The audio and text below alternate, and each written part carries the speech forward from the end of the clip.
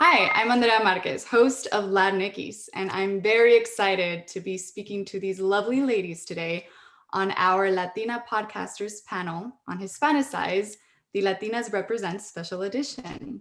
Ladies, I'm so excited to speak with you guys. I've been listening to your podcasts, and I feel like you're some sort of mentors to me as well, because I'm relatively new to this space as well with Latinx.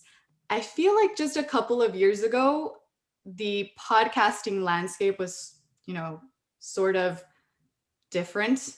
And right now, the majority of Latinx podcasts are hosted or produced by Latinas. And with me are some of these wonderful ladies. We have Rachel Strauss-Muniz, comedian, producer, and co-host of Latinos Out Loud. We have Diosa, one of the co-hosts of Locatora radio podcast. We have Joanna Hausmann and Jenny Lorenzo, actors, writers, content creators, and co-hosts of Hyphenated Podcast. Thank you so much for being with us today, guys. So I'm going to start right at the beginning. What inspired you guys to begin your podcasts, and what are some of the key things you've learned from episode 1 to today? And whoever wants to start is welcome. Sure, I'll jump in. Hi, it is so nice to be among this circle of hermanas right now, killing it in the game. But to answer your question, when Latinos Out Loud started, we're going on, oh my goodness, almost 5 years ago. The motivation there was really the void in the space, because we saw all these wonderful shows and, the podcast boom, which continues to happen. But 5 years ago, there wasn't this vast arsenal that we have today of Latino themed or hosted shows. And I don't know about you guys, but like what inspires me is when there's an empty space, because I want to fill it. I want to move the needle. I want to be part of the pioneers. You know what I'm saying? I love pioneering. It's so much fun. So that was the motivation. And now to see this, this directory of such wonderful programming by Latinos for Latinos, it makes me so darn happy and proud. You know what I'm saying? So that was the driver for me a few years ago. I don't know about you guys. Yeah, I can hop in here. Jenny and I have always been making content for our audience, and it's always been sort of a conversation with the people that follow us and see our work. But there's something about the podcasting space that feels like a very specific type of conversation. It's not only just creating something and then placing it on your platform. It almost feels like you're inviting your audience to sit at the table with you. And there's something very intimate about that type of conversation. And, we started our podcast kind of in the middle of this pandemic, where it felt like we were very disconnected from everyone. And it was a way for us to talk about these topics that we've, covered in our sketches and in our comedy, but in a way that felt more human, real. Yeah. I thank you for, first of all, having me. And this is an amazing group of women, of podcasters. And we've been podcasting, Locatora has been podcasting since 2016, and we both didn't come from the media space. So we were actually both in the nonprofit sector. And similar to what Rachel said, like we saw a void and we saw a lane that we wanted to fill. And for us, it was talking about survivor-centered stories, talking about femme-centered stories, and really talking about mental health and survivorship in the Latinx community. And so for us, that was the void that we were filling. And because of our backgrounds in the nonprofit world, it just propelled us into the media space, where we wanted to tell our own stories and also tell the stories of our community. Yes. I think that's super cool. And by listening to your podcast, I can feel the difference as well. You are each bringing in your unique perspectives, I think. And like, not to put you guys on the spot, but Hyphenated, I listened to one that was, you guys were talking about social media. And it was, the reason I bring it up is because you guys talk about how like, we're not all, just because I say soy de Mexico, Mexicana, doesn't mean that I represent all Mexicans out there now. Same for Venezuelans, de Venezuela, and so forth and so forth. But it's about how we bring in that unique perspective into each single thing we do, still with this responsibility of we are having our voices amplified, but it doesn't restrict us to this is who we present. We represent this whole country, right? So with that, why do you guys think that the majority of these podcasts, Latinx podcasts, are hosted by Latinas? What's the difference there? Well, we got a lot to say, first of all. I was about to say the same thing. I'm like, we have a lot to say. We gotta talk. We do.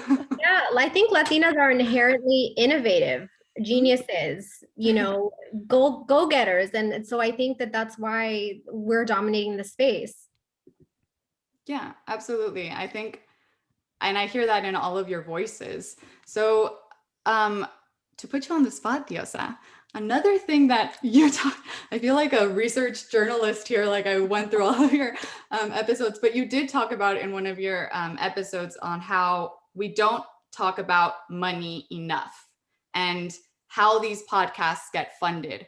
How do we get to do what we love, especially when we're not the quote unquote like go-to popular, like, oh, let's think of money-making machines. Let's go to Latinas making podcasts.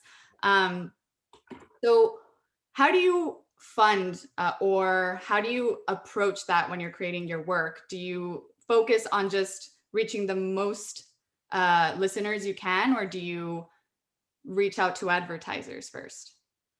So, okay, so we talk about money. I think money is a really important thing to talk about in the podcasting space because it doesn't get talked about enough.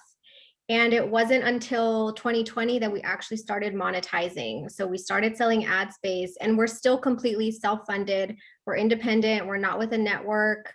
And we started as an independent podcast, and we remain an independent podcast. And for us, making money wasn't the goal. Right now, it's come with it. We've had to really build it as a business and build it out and create that infrastructure. But it wasn't until 2020 that Mala quit her day job. I still work a day job, right? And I still do the podcast. And so I think being able to work on your passion project and build something out, it's important to get paid, right? And I think that there's a lot of glamorizing, like quitting your day job, but really like you need to pay your bills. And so if you're able to balance it, and it's really hard, I think it's important that we talk about that as well. Like sometimes podcasting doesn't pay the bills, right? And so, but we still do it, and we're not creating it for that money, but we still deserve to be paid for it. I think that a lot of people don't really understand how financing in podcasts works, right? So there's a lot of people that say, oh, this is free, I get to download it. Oh, now I have to listen to an ad in the middle of this. Well, that's kind of how we make money doing this. Yeah. There's almost like a bit of a misunderstanding, and specifically in the Latinx community, of how podcasts even work and how they're funded. And in fact, a lot of people, and it's happening to the company that a hyphenated is related to, Pitaya, a lot of people don't even know how podcast works, the fact that you can download it on multiple platforms. So there's a lot of like business infrastructure that I think that there's a lack of understanding and knowledge for, and that we sort of have to work as the business women and the creators behind it. But simultaneously, what I will say is, you know, I always say this is, when you're thinking about building something that you're passionate about, don't think about what's going to make the most clicks and what's going to make the most money. Think about what stories you want to tell, because that is inherently the most important stories to tell, and the stories that are going to be exciting for your listeners. So, you know, it's a lot of people, I think, put the cart before the horse and say, all right, we got to make a profitable podcast. What's something that's missing?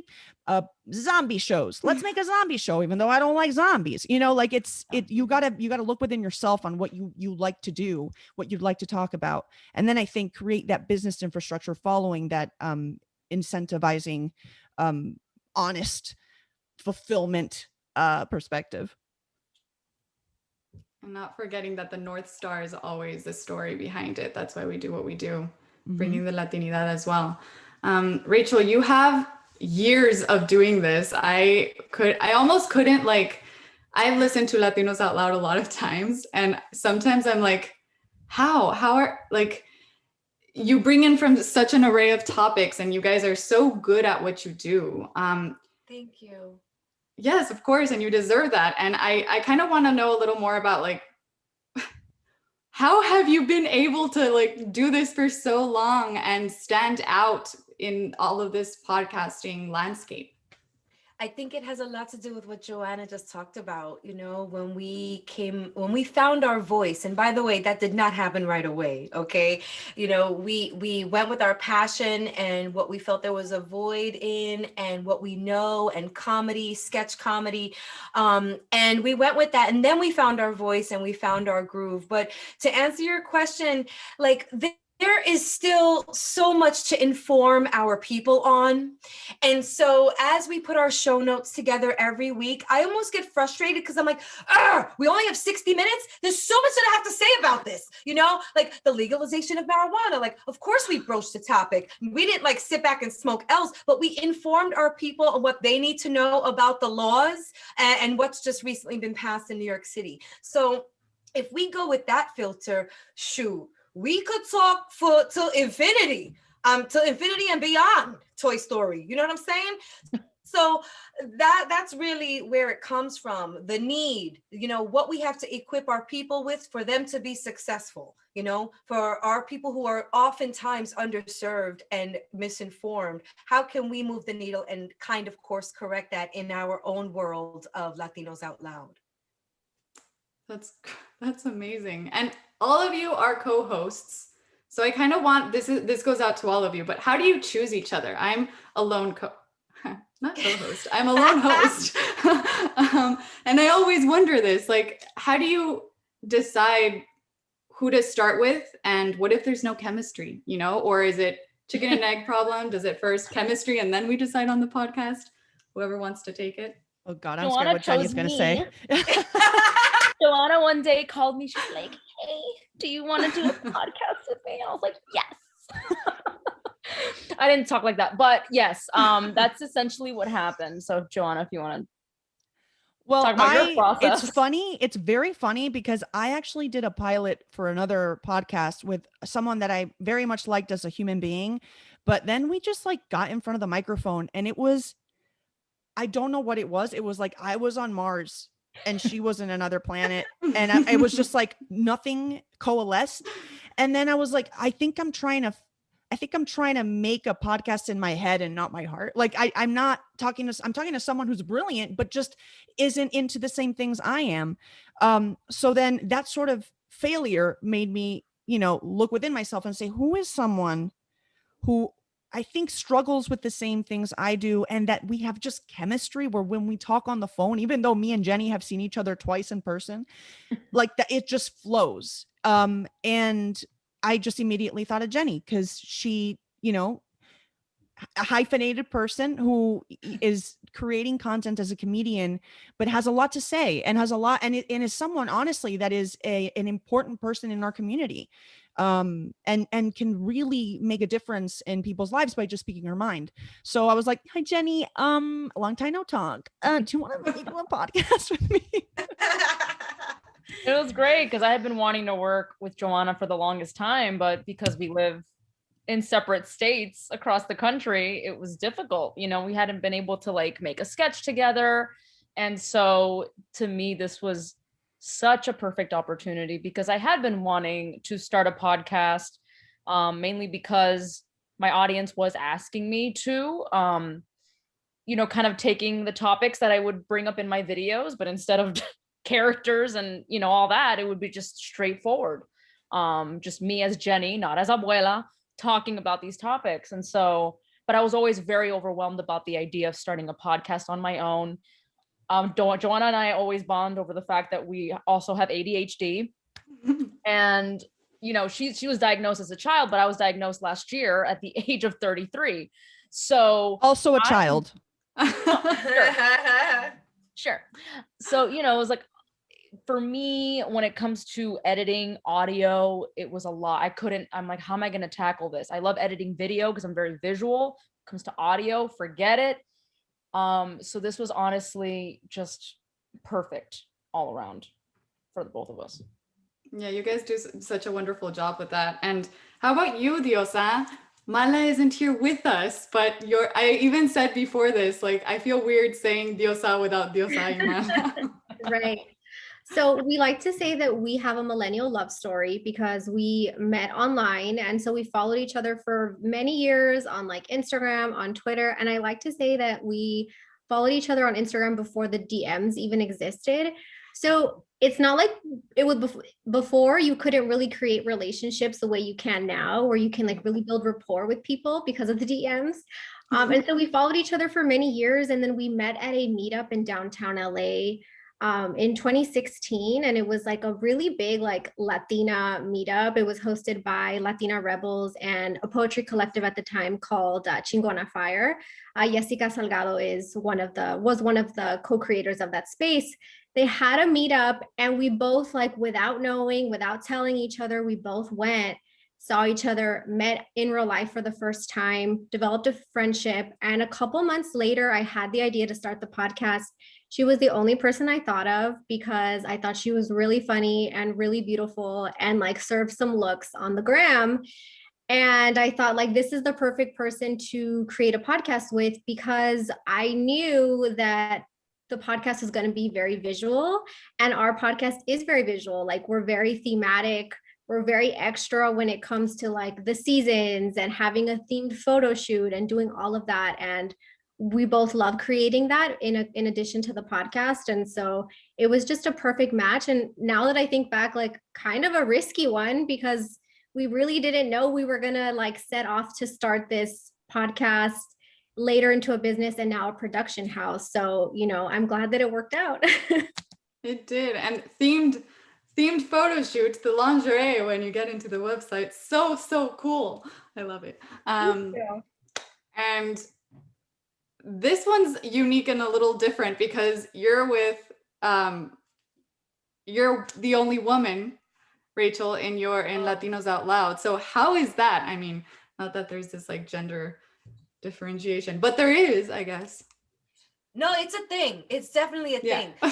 You know, I've been in this sketch comedy space for quite some time now. It's male dominated, and I'm not saying I like it and I'm used to it, but I'm used to it. But you know, the podcast started with my brethren from this multicultural sketch comedy troupe, Room 28, that we've been a part of. We were on NBC's Bring the Funny together, and so we have this chemistry of being performers, being a troupe of close to 10 years now, but also being friends for close to 17. Like, I know them too well, you know what I'm saying? Yeah. And sometimes as the female, actually, I'll say this, I'll be very honest among us friends right now, as the female, I feel like sometimes it's my job to pump the brakes and be like, okay, no more shit jokes, okay? Like, no more shit jokes, no more of that like dirty stuff, like, you know, or whatever it is. But we love each other so much that we're able to, like, you know, almost anticipate one another's next word or the button of the joke. So it's almost like I feel like I'm cheating. We didn't have to build the chemistry. The chemistry was part of the foundation of why we built this podcast, because we know each other and we can write for each other, we can speak for each other. And so I'm glad and I'm lucky that what we have done on stage has translated through the airwaves, because that was kind of risky. You guys know, I mean, as video queens, you know that it's sometimes a risk, because you know how well something will do that's character based in person, or when we had our stages across the country. But audibly, shoot, it's a different ball game, y'all. It's different. People's ears are it's a different organ, and there's different capacity, and you really have to know, you know, how to serve, not just looks, Diosa, you know what I'm saying? How to serve the audio too. Yeah, there's also something. Sorry, go ahead, Jenny. No, you go ahead. This is a female conversation. I'm going to let you go first, and we're going to fight about it. Go ahead, you go first.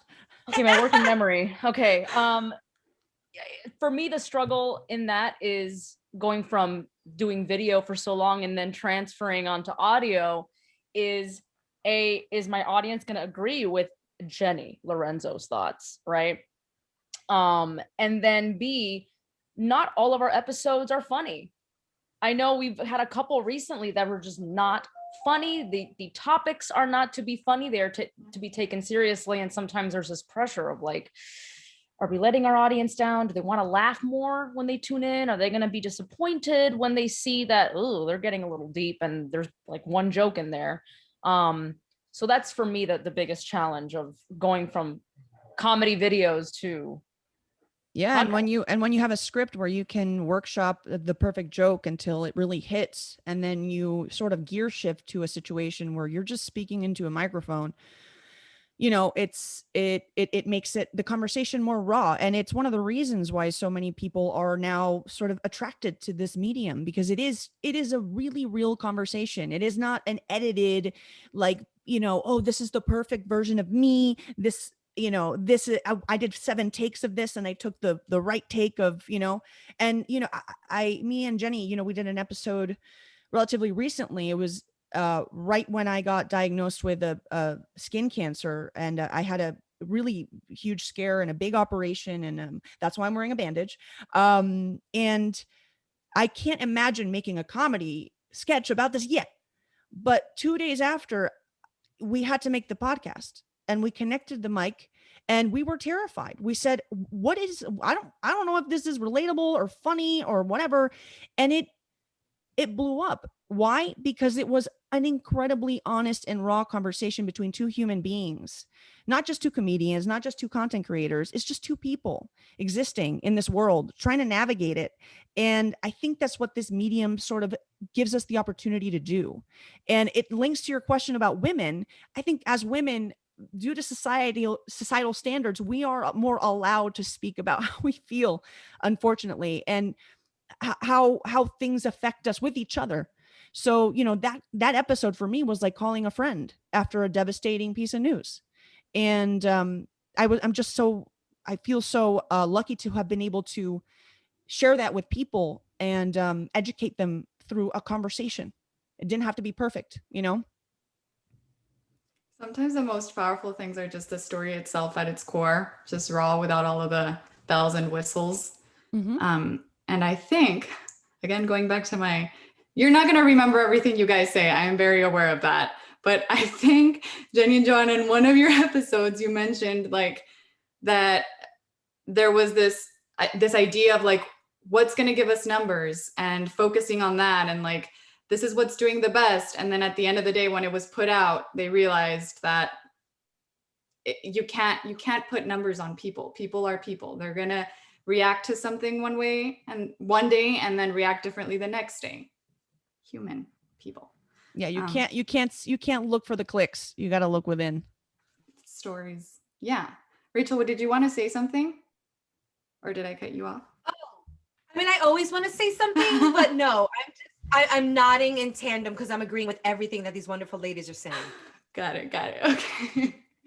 Okay, well, to a little more fun that I want to hear from you guys is, what have been the most interesting, or I guess the most fun experiences you've lived because of doing, and I know that Jenny and Joanna, it's been shorter time compared, but still, what have been the most fun experiences you've lived because of doing this podcast? And I'm going to start with Diosa, because I can actually think of one, but I'm not going to answer for you. So go. Well, I would say the traveling that we were able to do since probably 2017, we started getting booked by listeners at different universities. And we have been to, you know, Texas, like Seguin, Texas. We sold out a show in Wisconsin, you know, like we had a sold out show in Wisconsin, and it was a free show. So by sold out, I mean like it was packed. And when we showed up in Wisconsin, we had no idea what our listenership was going to look like in Wisconsin. You know what I mean? Like, we're 2 LA girls, and we know that our audience is predominantly based in Los Angeles, although we can see like on the analytics, they're everywhere. But to be able to go to different universities, different states, and meet our listeners is like something I'll never take for granted, and also something I miss so much because of the pandemic. You were able to sell out a show in a state that I thought had 4 people. That's incredible, Diosa, honestly. Also Latinos, Latinx folks are everywhere. You know yeah. like, you know that, but then when you go to somewhere like Wisconsin or Seguin, Texas, like, which is like 30 minutes outside of Austin, you're like, oh shit, like we're everywhere. Yeah. And we find each other. We're like this community of like, we're going to be in random Oklahoma. And we all know Oklahoma, I have to see. I have to see. The two Latinos, bless their hearts, who are in Oklahoma. We see you. But they probably know each other. We all find each other. Yeah. So, okay. Any other fun stories? I'll call on you. I would assume Rachel, okay, mija, you've been in the game for a very long time. Oh my God. And every recording is a party. Every recording is a party for you guys. It really is, though. It really is. I love that you said that. You guys have both been on the show. Diosa, I we have know. yet to, but we will. It's like a smorgasbord of fun, Latinos Out Loud. But if I could pinpoint a few moments that are so special to me, well, one of them was our 100th episode where we did a live event at WNYC's Green Space, and we had Lin-Manuel Miranda, his father Luis, and we also had Oz Rodriguez, former director from Saturday Night Live, now killing the game, director of Vampires versus the Bronx, which is trending on Netflix.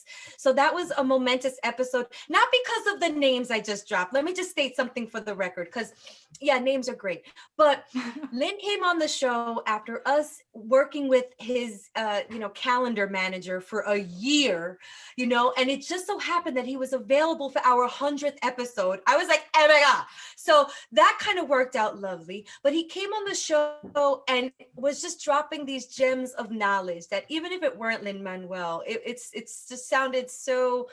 He was empowering our audience. He was sharing with us his struggles, how he balances. It was like Joanna and Jenny were saying, we were on a couch, like literally, the theme of our 100th episode was like a basement Latino party. So everybody got a capia when they walked in, like the little baby shower things. And then we had an abuela on stage giving everybody a piece of cake and a malta. So, but we were sitting on this couch and it was like we were just chilling in a living room, empowering our people. And then the other, I think, momentous occasion for me was when Latinos Out Loud was part of the New York Comedy Festival, which you guys know, I mean, that year had only 3 Latino acts. So like 2 stand-ups and us. And it felt really good to be able to represent for Latinos in what is not so much a Latino-driven festival here in New York. And that was back in 2019. The live events, like Diosa was saying, every live event that we've ever done was magical because these people that are listening to us come alive, like they're there and they're telling you like stuff in person. You're looking at their lips, except now they have to wear masks, so I won't be able to read lips. But you guys know what I'm saying. Like it was incredible to interact and to be like, oh, you like the story about my son giving full frontal on Zoom his first week of homeschooling? Oh, yeah, that's funny. I'm now able to laugh about it. True story. I wasn't able to laugh about it for a long time. But yeah, that happened. Kindergarten, full frontal. I got a phone call the same night. Anyway, but like the live events is so special. And like Diosa said, I can't wait to get back, y'all, right? This makes me excited about what the future might hold for me and Joanna. I counted. We have 13 episodes so far. Lucky 13, as they say. The lucky 13. But I mean, so far, the most fulfilling thing about it has been the emails we've been getting from our listeners, because I honestly didn't know what to expect starting off. And it's almost like a completely different audience from my videos almost. I think like we're just kind of creating our own new little bubble. And also those Spotify billboards around New York. I was like, oh, that's cool. It was like my face on a bus stop. I was like, oh my God. Our faces were on different bus stops around New York. It's like a nightmare, but also a dream. It was we look very posh in these photos. I was like, okay, I need more headshots.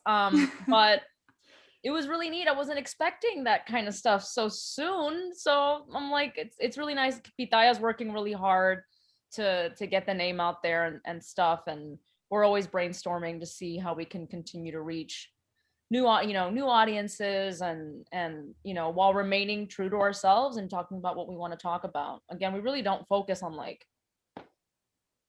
numbers. It's just what we're feeling is right at the moment. Like we just interviewed my friend Ren, who's Korean Peruvian, Especially right now, it's very important to discuss, you know, the Asian hate movement going on, and also just reminding people that Latinx folks aren't a race, and there are Latinx Asian people. And it did well. It's been, you know, so that's how we go about it. Absolutely. I have for you guys the last question, which is two-part. And so that you can think about it in like a, I always ask this to anyone that I'm interview for Latinx. One, because I see it as an opportunity to learn myself, and two, because my audiences are younger leaning and they're all like mid-career, and they're always like thinking, like, what can I do to become successful? And what does that even mean? And also because I don't know if this happens to you guys, but I get asked a lot, how do I start a podcast? And it's like, whoa, unpack this huge question.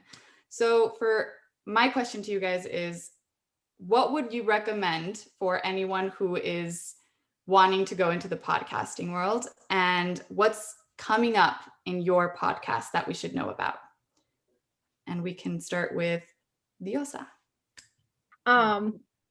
Okay, so the advice that I would give is don't use copywritten music, because that is a common mistake I think that young podcasters make. It's something that we did. We recently got a notice from, I won't say who, but from a record label asking us to take something down, because early in the days we would be playing Beyonce, like Rihanna, like full length songs, you know? And so because we're independent podcasters, we're like, oh, it's fine. It's free game. Don't do that. So I would say, like, don't use copywritten music, and collab with your friends that are musicians, that are artists, that are creating, so you can have new and original, unique things on your podcast, whether that be the logo, the jingle, the music, and work horizontally, work with your friends, work with your community. And then for the second part, the second part of your question, we just launched a crowdfunding campaign. So we are on the road to 90 days to 100K. So we're launching our production house, Locatora Productions, which is really exciting.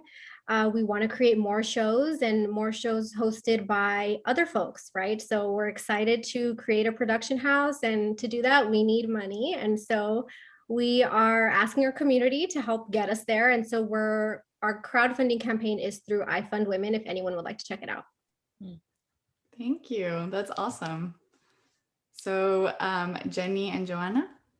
I think I have a couple of tidbits of advice. I think one is be able to describe your podcast in a sentence. Like what is it about? Synthesize it in a short way, because that is the guiding force of how you're going to choose your topics, choose your guests. It's just a way to simplify it in your brain.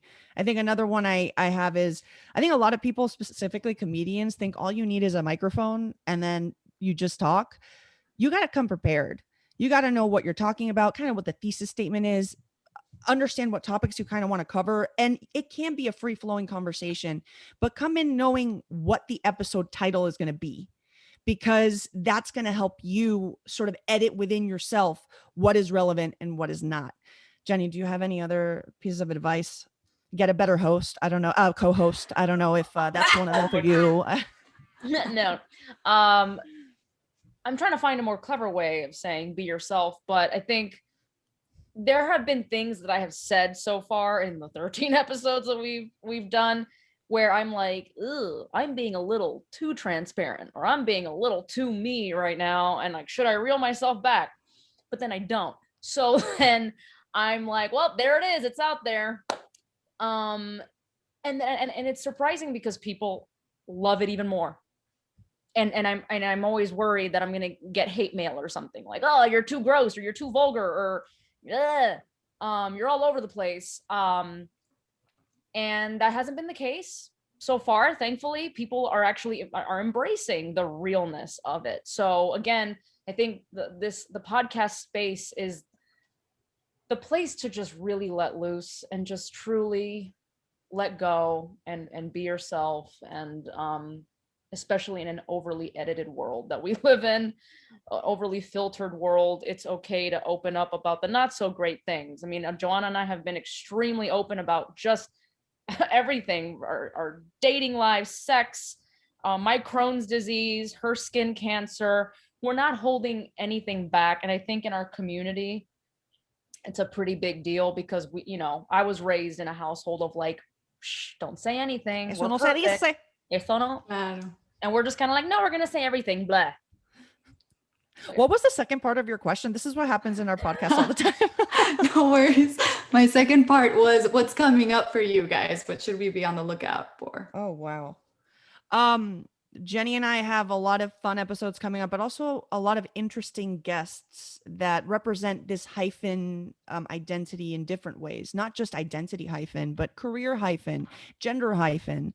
It's people that don't fit in any box. So I think we're really looking forward to that. And also episode about cursing. So that's going to be fun. Oh, that's talking awesome. about I letting love loose. that. That's I a love fair one. that. Especialmente porque te dicen desde chiquita, ladies don't curse, sort of Well, thing. Yeah, my Yeah. grandma Not was in like, our nunca te va a case. casar, nunca te va a casar. I'm like, I did. I fucking did. Sí. So did I. Yeah. Body mouth and all. Thank you guys. And to finish us off, Rachel, how about you? When we started Latinos Out Loud, if there's one piece of advice that I could offer on the approach is desde principio, we treated it like a business. You know, of course, it was a passion and something that is a hobby. I can honestly say that podcasting is partly a hobby, not just work, but it's also how we treated it going in. Not so much from a financial perspective, but from organization, from knowing that if we want to do it at this capacity that our vision is, you know, putting out in front of us, we need help. We need interns. We need to call friends for favors, like the musicians, you know, the producers, anybody who we thought could add a little piece to the puzzle and help our business flourish. We picked up the mother effing phone. So that was one piece of advice that I'd like to put out there is to like get stuff on paper, organize yourself, get an LLC. We have a bank account, like we're a fully functional business. And I think that's partly due to the fact that I have a 17-year corporate marketing career that I gave up when I had my first child in 2015. But I have that like crazy color coordinated file folder mentality that I bring to every business unit that I start or that I'm a part of. It's sick in the head. I don't recommend it, but it did it did help me approach this as a business because we have to thrive. You know, I have kids to feed, 2 of them. They eat a lot and they're dirty. They need new clothes all the time. So that's the piece of advice, and however you interpret that, whether treating it as a business means creating PDFs and like, you know, circulating them among your friends who you're starting the podcast with, or like having meetings every Monday night to put your show Bible together. So in other words, getting your first 10 episodes, like Joanna was saying, your title, your guest, the crux of the show, like that's organization, and it'll help you in the long run.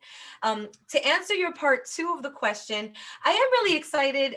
This is a really fun time for us at the podcast where we've been acquired by a 3rd network. So we're now on the Sonoro network, which is based in Mexico City, and they're looking to make a strong footprint in the Latinx space, and we're their flagship show to do that. And we have new artwork that we're releasing on the 27th by a very talented Mexican artist named Maldito Perrito. And we can't wait to unveil what the new show's artwork is going to look like based off of our communication and his brilliant vision. And yeah, there's a lot more that's going to come, just being under the new network and following their, you know, their directive of just making a lot of noise for the Latinx market with their network. So yeah, lots going on in this space, and we're just trying to move with it. And you know, I'm really proud to be among this group of like firehouses. I can't believe these people and what you guys produce. I'm very honored and humbled to be in this Zoom room right now. Absolutely. I likewise, Chica. Yes. Thank you guys so much. It's been an honor to get to speak with you ladies. And if you haven't heard their episodes, their podcasts, please do. I had a lot of fun listening to them. I would laugh out loud. I do Legos, so I would be like doing my Lego while listening to it and then just laugh by myself. And my dad would be like, what's going on? And I was like, too long. I'd have to explain many things for you to understand this. So thank you so much for your time and for everything that you guys do to amplify the Latina voices. Thank you so much for having us. Thank you, Andrea. Woo!